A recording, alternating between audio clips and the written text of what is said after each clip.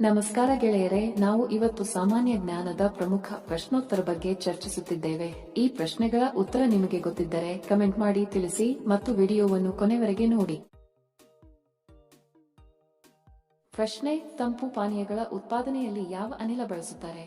Option A carbon dioxide, B oxygen, C hydrogen, D nitrogen.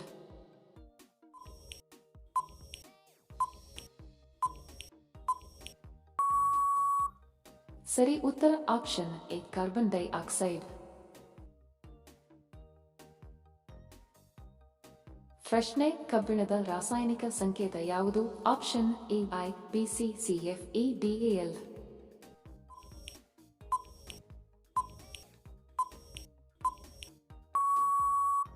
ಸರಿ ಉತ್ತರ option ಸಿಎಫ್ಇ. Video ಕೊನೆವರೆಗೂ ನೋಡಿದ್ದಕ್ಕೆ ತಮ್ಮೆಲ್ಲರಿಗೂ ಧನ್ಯವಾದಗಳು. ಮತ್ತೆ ಭೇಟಿ ಆಗೋಣ ಇಂಟ್ರೆಸ್ಟಿಂಗ್ ವಿಡಿಯೋದೊಂದಿಗೆ. ಅಲ್ಲಿಯವರೆಗೆ ನಮಸ್ಕಾರಗಳು. ಜೈ ಹಿಂದ್.